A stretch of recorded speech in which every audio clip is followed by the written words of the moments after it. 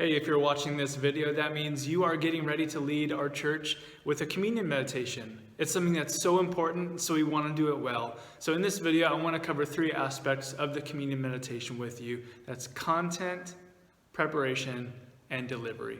Here we go. So first and foremost with content, just keep in mind, you are leading people to the crucifixion and resurrection of Jesus. Like that is your goal, to help people remember the crucifixion and resurrection of Jesus. So any illustration that you use, whether it's from TV, movies, your own life, like personal stories, any scriptures that you use should have that goal in mind. You're leading people to celebrate and reflect on the crucifixion and resurrection of Jesus. A great scripture to read before you prepare any communion meditation is 1 Corinthians 11, verses 23 through 29. Paul reminds the church there, like, hey, when you're taking communion, you're to do this in remembrance of Jesus. That's what it's about. So take it in a manner that's worthy. Here's another thing with content. Keep it short and sweet. Sometimes we tend to go long and kind of get off on our soapbox. Just keep it short and sweet. A rough goal of about 3 minutes or less is really a good goal to shoot for. You should use scripture as a guide. So there are times actually when you don't really even need to come up with a meditation. A scripture and prayer alone would do the job. Let me give you some example scriptures of that, because I wouldn't say every scripture is useful for that, but you want to find ones that are like kind of heavy, meaty, really focus on Jesus and the cross. And let me give you a few examples, like Romans 3, 21 through 26, or 2 Corinthians 5, 14 through 19, or Ephesians 2, 1 through 10, or Hebrews 9, 11 through 15. All of those would serve really well on their own with just reading them, praying, and leading people in taking communion. Your meditation that morning can also share the theme of the sermon that morning, or it can include some of the lyrics of a song we're about to sing after communion or that we'd sung earlier in the morning. If you want to go that route, I would say contact Cheryl so you know the songs that are coming up, or so you know the theme for the sermon that morning. And then you can do this, but you don't need to, but you can connect the meditation to some surrounding holiday.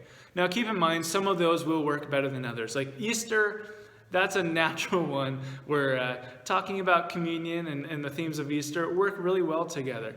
Others, Halloween, probably not going to work so well. Maybe you can make it fit, but that's not the goal, to like stretch anything to make it fit in communion. Again, your goal and your content is to lead people to the crucifixion, death of Jesus, and to celebrate his resurrection. Here are a few recommendations I would give you when you're preparing your communion meditation. Especially if you haven't done it very often, write your thoughts down. Even if you've done it for a while, it's always helpful to write your thoughts down. Now, if you haven't done it very much, you're not comfortable with public speaking or anything like that, then write it word for word. The first several years that I did communion meditations, I literally wrote them down word for word. And then when you're actually delivering it, it's pretty easy. Now, that might require a little more work on eye contact and prep ahead of time, but word for word is okay. Now, even if you're familiar with doing meditations, it's probably a good idea to still have some bullet points. Like, this is the one sentence I really want people to hear, or here's the scripture that I'm going to read that morning. Even just a few bullet points will help you stay on track and give a really good communion meditation. When you're preparing your communion meditation, go ahead and go through it at least one time ahead of time, out loud. So you know where you might get off track, or, oh, that was only 30 seconds. Maybe I should give a little more time to that. Or, wow, that was like 8 minutes. I need to cut some time off of that. Go through it once out loud so you see how it goes. And then lastly, if you hadn't received an email leading up the week before of an order of service, go ahead and check that on Sunday morning. You can find those in the foyer or in the balcony. That way you know exactly when you're supposed to be up there to give your communion meditation. Last but not least is the delivery for your communion meditation. So you've written it, you have your content down, you've prepared, but now it's actually time to give it.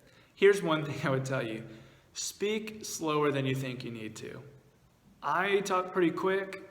I'm used to that, but sometimes I intentionally have to slow down, especially when it's something important like a communion meditation. Now, if you're using different microphones, there's really two different microphones you'll probably use in the church. If you're using a handheld one like this, don't talk and move around like that. Don't even hold it down here. If you're using a handheld mic, go ahead and kind of let it rest on your chin, not like that, but just let the edge of it rest on your chin, and that way, no matter where you're moving or what you do, it's going to pick you up really well. Now, if you're using that long, skinny one, like the baptistry mic, or oftentimes we have this at the communion table, you don't have to be right up next to it. It picks you up a lot louder. So roughly a foot away, you just have to be careful when you're using that you're not turning to the side, because you do need to speak roughly in that direction, about a foot away. When you give the meditation, go ahead and give your thoughts, have some time for reflection and prayer, and then you're going to lead people in taking communion. Now, sometimes you can give your thought, lead them in taking communion, and then the prayer, but generally it's one of those two orders. As you're leading people to take communion, I like to always read the same scripture. Sometimes I mix it up, but I always start in Matthew 26, verse 26. So as I'm reading, it talks about how Jesus took the bread and broke it and blessed it and gave it to his disciples, saying, "Take and eat, this is my body," right? So you would read that part, you would pause, take the bread yourself. That allows for the church to take it together, and then go ahead and read the part, "And this is the cup of my blood of the new covenant." Read that till the end, pause, and then again, take the cup, and the church can do that together. That's the essence of giving a communion meditation right there. Now, a few last things. If you are going to record some, because sometimes in our digital age, we need to record these. So let's stick around for that. Okay, this is like up and down, right? Vertical orientation. Do not record this way. See the black bars on either side of me? It doesn't look very good on a screen. So always make sure you're recording with the phone side to side, kind of so it fits the shape of a TV screen. When you're recording, try to choose a quiet place to record where there won't be distracting noises, whether that's a dog barking or, kids running around the house screaming, the wind blowing outside. Just try to record somewhere where there won't be distracting noises. I would also say to listen to your recording after you're done. Make sure the volume is okay. Make sure you're close enough that what you said, like you actually wanted to be said, because you can't really take it back after that. And then lastly, if you're recording, go ahead and send that video to Cheryl. There's a couple ways you can do that. If the video size is small enough, you can text her. If it's a little too big, you can use Dropbox. And if neither of those work for you, you can go ahead and get that video on a USB stick and go ahead and bring that into the church. Whatever way you choose to do that, we prefer that you would get that video in by Wednesday, the Wednesday before the Sunday that you're getting it, just so there's time to get all of that stuff put together. Thanks for leading this. Thanks for watching. Hope you have a great day, and you're going to do a good job on your communion meditation. We'll see you then.